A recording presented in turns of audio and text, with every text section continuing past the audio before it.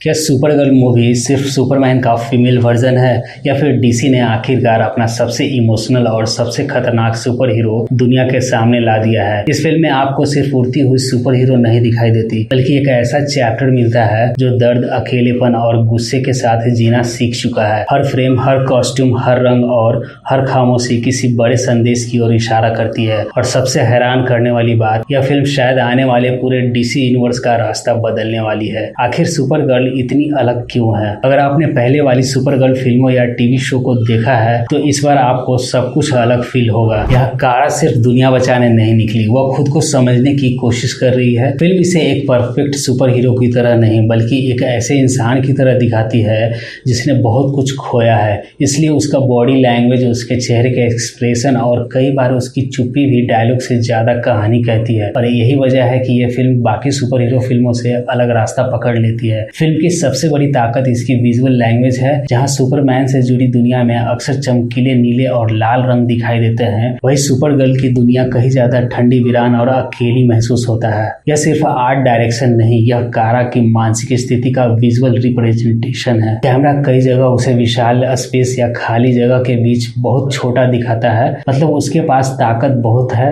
लेकिन अपनापन नहीं। और यही कॉन्ट्रास्ट पूरी फिल्म की इमोशनल पहचान बन जाता है। अगर आपने वुमेन ऑफ टुमारो कॉमिक्स पढ़ी है तो आपको फिल्म में उसकी झलक साफ दिखाई देगी, लेकिन ये फिल्म कॉमिक्स की कॉपी नहीं है। डायरेक्टर कई जगह किरदारों की भावनाओं को ज्यादा समय देते हैं और यही बदलाव फिल्म को सिर्फ कॉमिक एडेप्टेशन नहीं बल्कि एक अलग सिनेमैटिक अनुभव बना देता है। सबसे दिलचस्प बात यह है, सुपरगर्ल सुपरमैन की परछाई नहीं लगती, बल्कि दोनों की सोच और जीवन के अनुभव बिल्कुल अलग महसूस होते हैं। सुपरगर्ल की सबसे बड़ी लड़ाई किसी विलन से नहीं बल्कि उसके अपने पास्ट से ही है। फिल्म बार बार यही सवाल पूछती है, अगर आपके पास अपार शक्ति हो लेकिन घर ही बचा न हो तो क्या आप सच में सुपर हीरो बन सकते हैं? यही इमोशनल कॉन्फ्लिक्ट उसके हर फैसले में दिखाई देता है। शायद इसी कारण से कई मौके पर उसकी सोच और एक्सप्रेशन सुपरमैन से बिल्कुल अलग नजर आती है। इसलिए ये सुपरगर्ल सुपरमैन की परछाई नहीं बल्कि अपनी अलग पहचान रखने वाली हीरो बनकर उभरती है। फिल्म में कई छोटी छोटी डिटेल्स हैं जो पुराने डीसी कॉमिक्स की याद दिलाती है।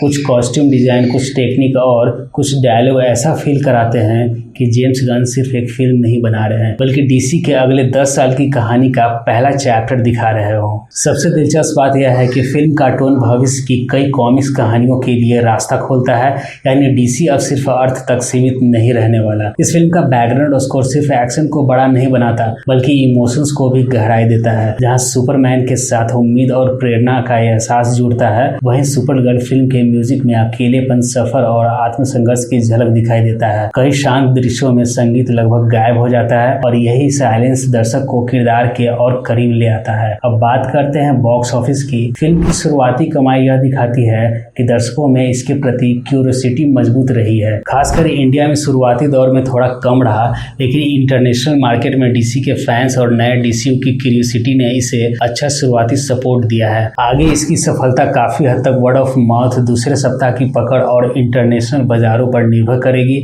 अगर पॉजिटिव फीडबैक बनी रहती है तो यह फिल्म लंबी रेस का खिलाड़ी साबित हो सकती है। सबसे बड़ा सवाल, क्या यह फिल्म सुपरगर्ल की कहानी है या पूरे डीसी यूनिवर्स की शुरुआत? मेरा मानना है जेम्स गन ने जानबूझकर इस फिल्म को सुपरमैन जैसा नहीं बनाया, क्योंकि डीसी अब अलग अलग तरह के सुपर हीरो दिखाना चाहता है। जहाँ सुपरमैन उम्मीद का प्रतीक है, वहीं सुपरगर्ल दर्द से पैदा हुई उम्मीद का प्रतीक बनकर सामने आती है। और यही फर्क आगे चलकर जस्टिस लीग जैसे पॉसिबल टीम ऑफ फिल्मों में दोनों किरदारों की सोच को टकराने भी दे सकता है। अगर ऐसा हुआ तो डीसी को पहली बार दो क्रिप्टोन हीरोज के बीच आइडियोलॉजिकल संघर्ष देखने का मौका मिल सकता है। और शायद यही आने वाली डीसी यूनिवर्स का सबसे बड़ा ट्विस्ट होगा, क्योंकि अगली वीडियो में हम डीसी यूनिवर्स की उन छिपी हुई डिटेल्स को एक्सप्लोर करेंगे जिन्हें शायद आपने पहली बार नोटिस नहीं ही किया होगा। मैं मिलता हूँ अगली वीडियो में, तब तक देखते रहिए सिनेमा को सिर्फ आंखों से नहीं दिमाग से भी।